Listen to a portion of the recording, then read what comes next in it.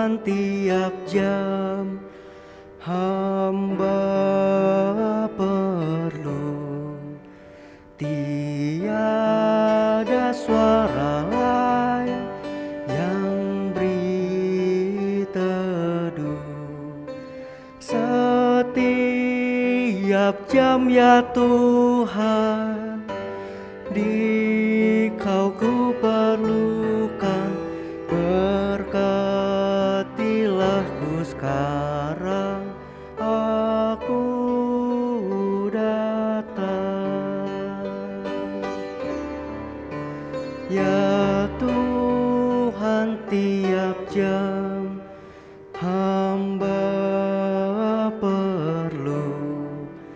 Dalam pencobaan beriku tenang. Setiap jam ya Tuhan, di Kau ku perlukan. Berkatilah ku sekarang, aku datang.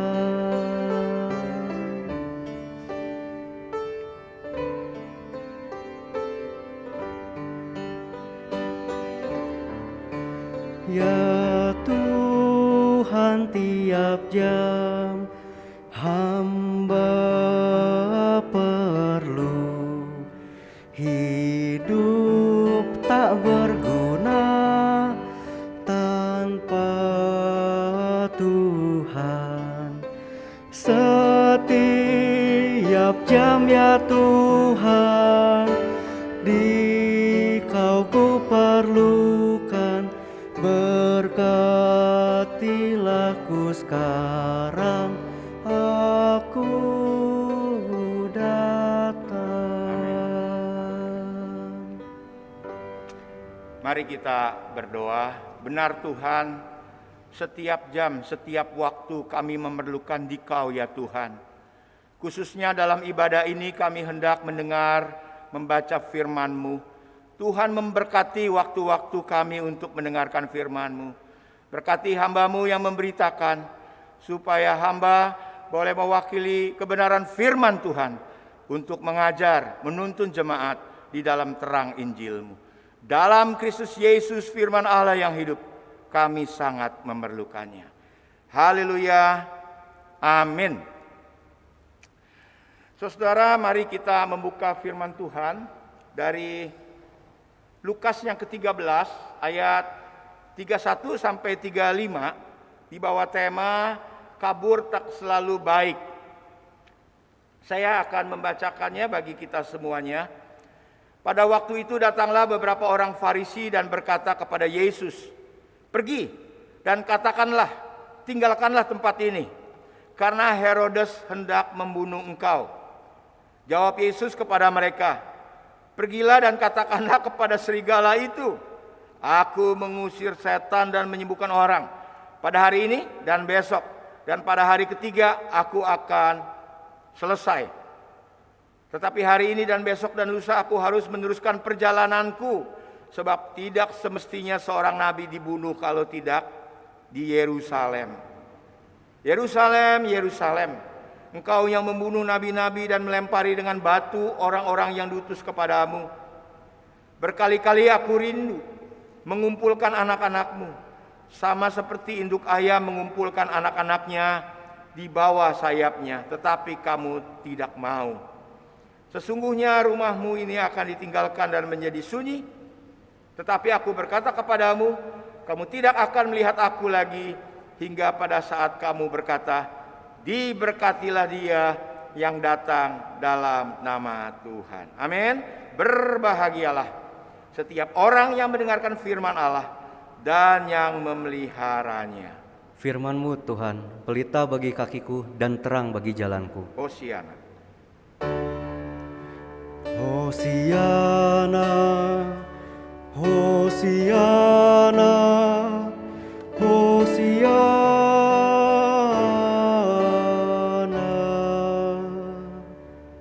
Jemaat Gereja Kristus Bogor yang Tuhan Yesus kasihi, hari ini tema kita adalah kabur tak selalu baik. Berarti ada kabur yang baik, saudara. Contohnya dalam menghadapi masa pandemi ini, ada dua jenis respon manusia orang percaya, saudara. Yang pertama yaitu jenis orang yang berkata, jangan khawatir, karena Tuhan lebih besar daripada virus yang ada. Nah, jenis pertama ini baru ngomong seperti demikian. Dia mingkem, dia bungkam, karena beberapa minggu lagi dia kena virus COVID yang ada, saudara. Ada yang menanggapi, yaitu jangan sok beriman di tempat yang salah, menghindar dan berhikmat dong. Karena Amsal 22 ayat 3 mengatakan, kalau orang bijak melihat malapetaka di depan, kabur atau bersembunyilah ia. Tetapi orang yang tak berpengalaman berjalan terus lalu kena celaka. Nah, ini contoh celaka. Nah, ini contoh kabur yang baik, menghindar, bersembunyi, saudara. Mungkin ada yang bertanya, Pak, contoh ada nggak di Alkitab kabur yang baik? Ada, saudara. Pada zaman Perjanjian Lama, yaitu Yusuf, waktu di Mesir dikatakan Alkitab, dia elok parasnya, manis tingkah lakunya, sehingga ada tante yang kurang ajar, tante penguasa, tante Potifar pada saat itu birahi melihat anak muda ini, dan pada saat itu diiming-imingin, diganggu, digoda anak muda ini. Oh, anak muda mana yang luar biasa seperti ini. Akhirnya dia menghindar, dia kabur, dia lari dari godaan cobaan. Akhirnya lari pun akhirnya difitnah, saudara. Dan akhirnya kita tahu dalam cerita itu dia masuk di dalam penjara. Itulah contoh-contoh, jadi ada kabur yang baik, saudara. Nah, berbeda dengan kasus perikop tema kita pada hari ini, saudara, yang mengatakan bahwa kabur tidak selalu baik. Jadi kabur nggak kabur, lihat konteksnya. Sebagai orang percaya, di dalam sikap kita dituntun terang firman Tuhan. Mari kita lihat, pelajari nats ini, apa yang dimaksud kabur tak selalu baik dalam perspektif Lukas 13 ayat 31 sampai dengan 35 ini, saudara.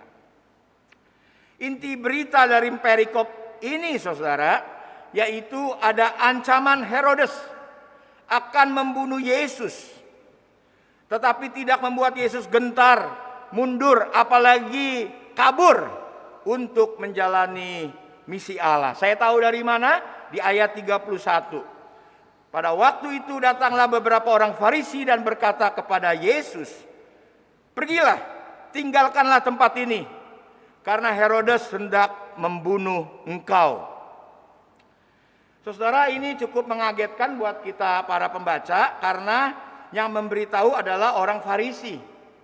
Ada beberapa penafsiran, yaitu termasuk apakah orang Farisi ini berbicara tulus. Biasa orang Farisi membunuh Yesus, mencelakakannya, mau menjatuhkannya, pancing-pancing dan sebagainya. Jadi ada yang menafsirkan orang Farisi ini mungkin mau berusaha untuk menakut-nakutin Yesus supaya pergi meninggalkan wilayah ini. Itu perspektif negatif pendekatan terhadap orang Farisi. Tetapi ada penafsir lain yang waktu saya pelajari nats ini mengatakan tidak semua Farisi jahat. Jangan cepat menghakimi orang, saudara, bahwa kalau ini distempel orang ini, udah dia tidak berubah. Nah, ini pelajaran buat kita. Kita sering sekali, wah dia semua susah berubah. Betul, manusia susah berubah. Dia karakternya begitu dari kecil. Betul, saudara.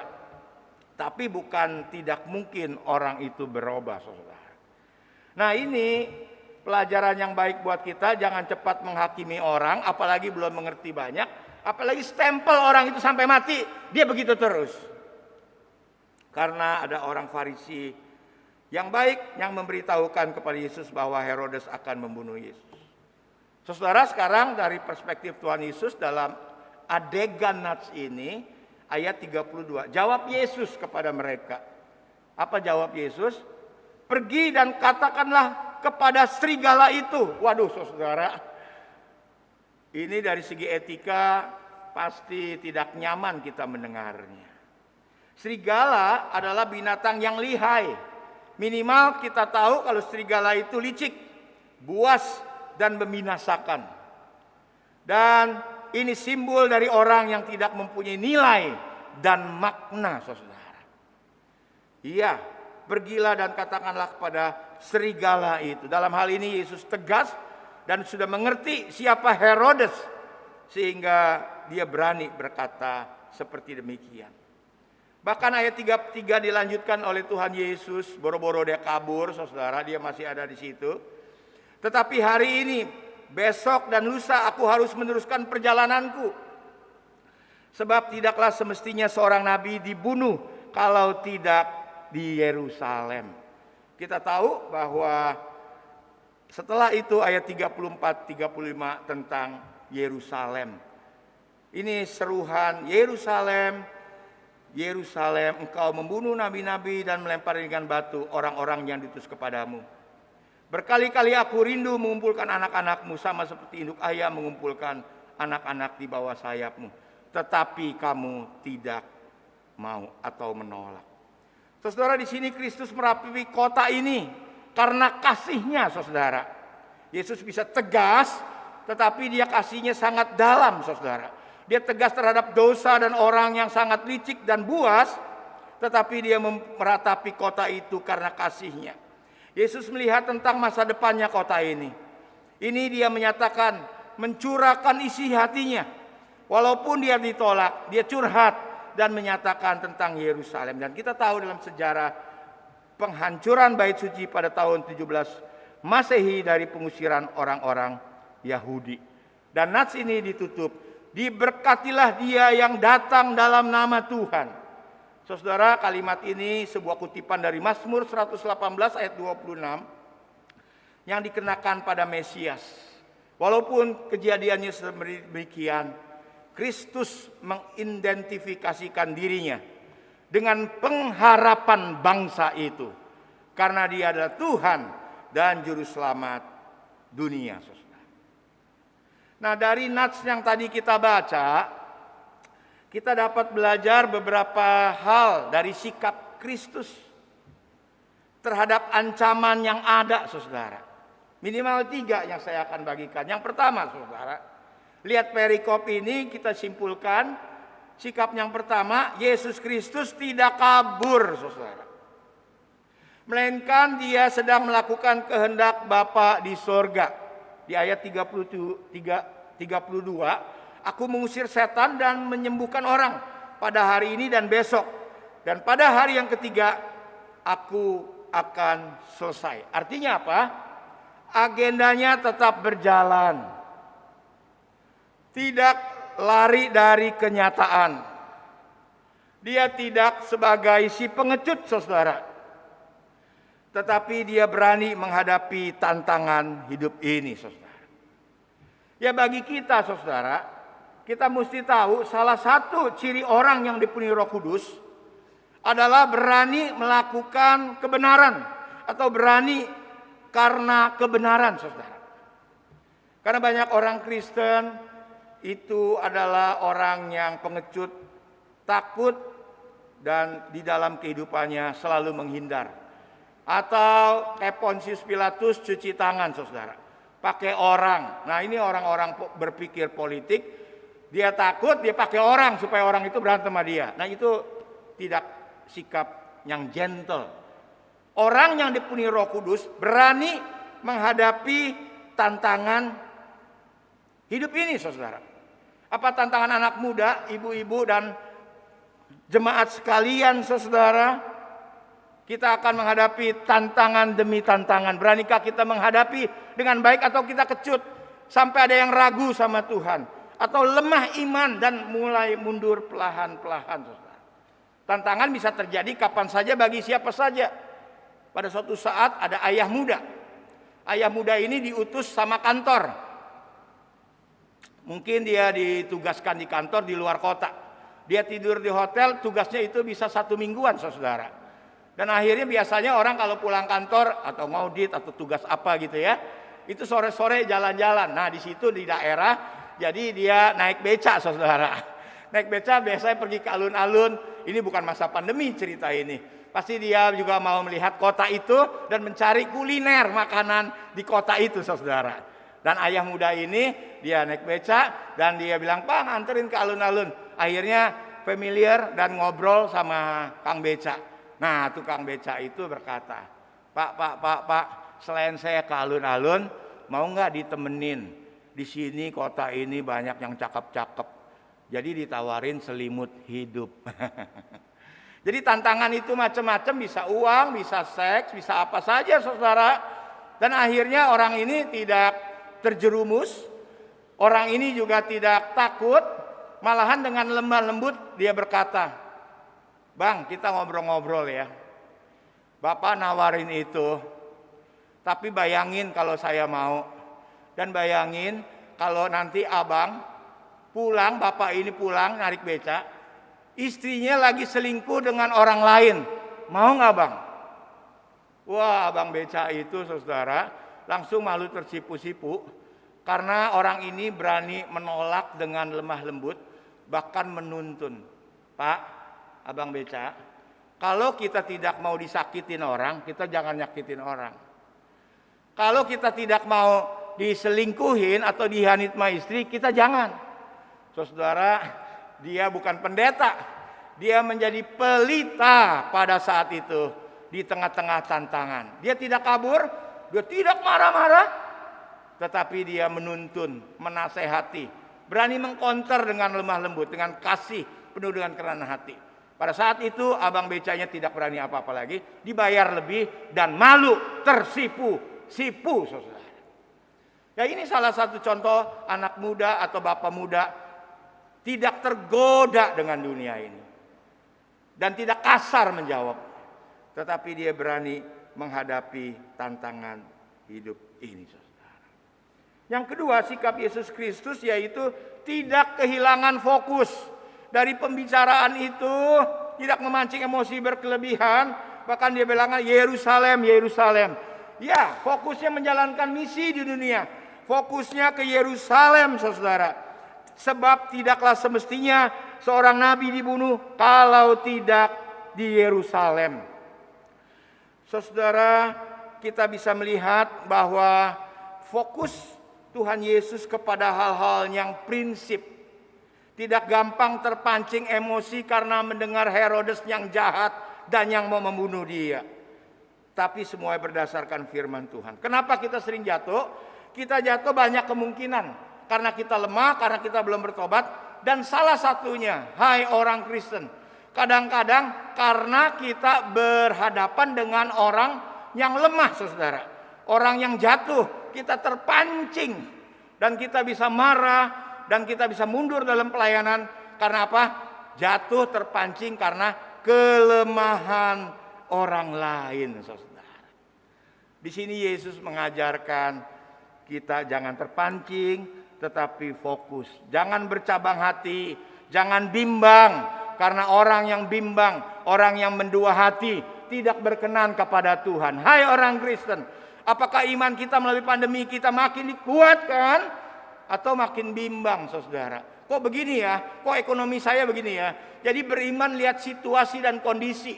Tetapi Yesus Kristus, dia menghadirkan kerajaan Allah, dia menghadirkan kebenaran. Di dalam situasi yang tidak kondusif, dia diancam untuk dibunuh, dia tetap berdiri tegak dalam firman Tuhan. Tidak ragu.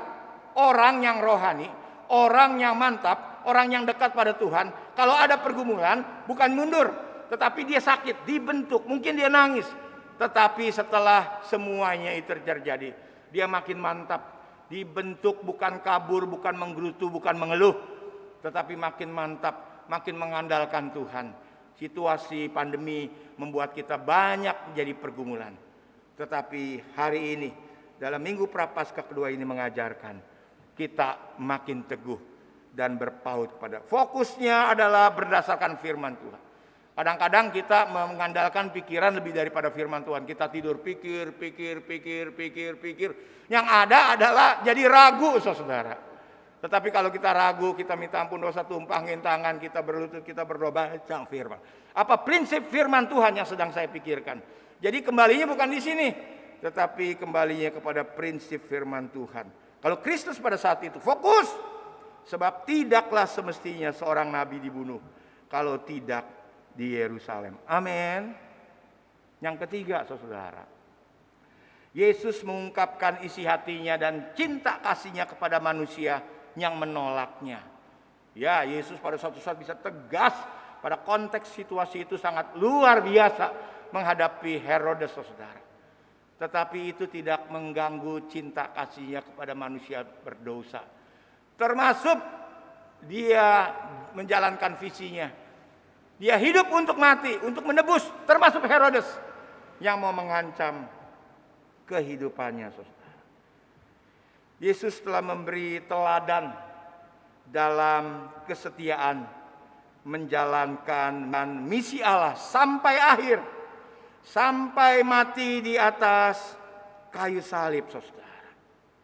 Kalau kita melihat nats ini, kalau boleh dirangkum dan kita bisa melihat lebih mengkerucut, dia diancam untuk dibunuh. Yesus tidak mundur, tetapi fokus pada misi hidupnya dalam dunia. Dia setia sampai akhirnya. Berani karena hidup di dalam kebenaran. Dan puncak wujud kasih Kristus itu kepada manusia yang berdosa, kita tahu di akhir minggu-minggu sengsara ini sekarang kita harus ganti Prapaskah. Artinya endingnya bukan pengorbanan Kristus tetapi kemenangan Kristus, kebangkitan Kristus. Mengapa minggu-minggu sengsara kita ganti Prapaskah, saudara? Tetapi dalam Prapaskah ini kita tahu sebelum dia menang, sebelum dia bangkit, mengalami penderitaan demi penderitaan. Dan puncak wujud kasih Kristus kepada manusia berdosa adalah salib, saudara. Mungkin kita bertanya, apa yang dapat kita pelajari dari salib? Kayu yang kasar, yang kotor, kok menjadi lambang buat kita? Kalau perumahan itu kan biasanya kuda. Wah, 12 tenaga kuda. Kuda itu lambang gagah perkasa. Kalau di Singapura Merlion kita tahu, saudara ya, di sininya keluar air. Wah, lambangnya mantap. Kok ini kayu yang kasar? Kok salib? Hai orang Kristen, apa enggak engkau malu? Lambangnya cuma palang kayu, saudara. Apa yang kita pelajari daripada kesetiaan Yesus? Puncak wujudnya akhirnya salib, saudara. Saya mau katakan, kasih itu mahal, saudara. Tidak pernah mudah dan tidak pernah murah. Sekali lagi, berbahagialah orang yang dikasihi. Karena kasih itu mahal. Karena tak pernah mudah dan tak pernah murah, saudara. Pelajaran banyak sekali dari salib yang berikut, saudara. Tidak ada kemenangan yang lebih sempurna dari kemenangan atas diri sendiri. Ini pelajaran salib sebenarnya kalau digali luar biasa sekali, saudara. Mengalahkan lawan-lawan yang hebat adalah perkasa, saudara. Akan tetapi mengalahkan diri sendiri adalah keperkasaan yang jauh lebih hebat. Dia menjadi korban penebusan salah. Karena kasihnya, prinsip dosa mesti ada yang dihukum. Akhirnya ada konsep penggantian, konsep kasih yang berkorban. Dan akhirnya dia rela menjadi korban penebusan salah. Saudara, kemenangan dan kemuliaan salib menjadi sempurna bukan karena Yesus berhasil mengalahkan iblis saja. Kalau kita kan senangnya itu, iblis ditengking, puji Tuhan. Kristus lebih menang daripada setan. Wah, luar biasa. Yang tengking itu luar biasa. Pikiran kita seperti itu. Tapi kalau saya belajar dari salib, sebaliknya, saudara. Kemenangan dan kemuliaan salib menjadi sempurna bukan karena Yesus berhasil mengalahkan iblis saja, tetapi ia berhasil mengalahkan diri sendiri. bukan mempertahankan tahta. Banyak orang gila hormat, banyak orang gila jabatan, gila uang, akhirnya gila beneran, saudara. Nggak pantas kalau kita melihat orang Kristen, kita nggak belajar makna salib di atas kayu salib yang sudah memberi pelajaran bagi kita. Sekali lagi, mengalahkan musuh yang besar adalah perkasa, saudara. Akan tetapi mengalahkan diri sendiri adalah permata. Apa yang harus dikalahkan? Kedagingan, emosi, ngomong sembarangan, berpikir Tuhan hanya berdasarkan pikiran, bukan berdasarkan firman Tuhan. Saudara, inilah kehebatan salib, inilah pelajaran buat kita, dan Yesus melayani kita. Bukan dengan kekuatan yang spektakuler, tetapi menyerahkan diri, mengorbankan diri. Karena semuanya didorong oleh kasih Tuhan. Amin. Dalam minggu Prapaskah yang kedua ini, melalui pelajaran ini kita diarahkan dan hendak dibentuk, diingatkan, dituntun untuk menjadi pribadi yang matang, berani mengambil resiko karena kebenaran, dan penuh dengan cinta kasih Tuhan, setia sampai akhir, menjadi orang yang beriman, lekat dan dekat kepada Tuhan. Mari kita refleksi, ambil waktu saat teduh, biarlah nats ini, firman Tuhan yang sudah disampaikan, boleh berbicara, beroperasi, mengajar hidup kita.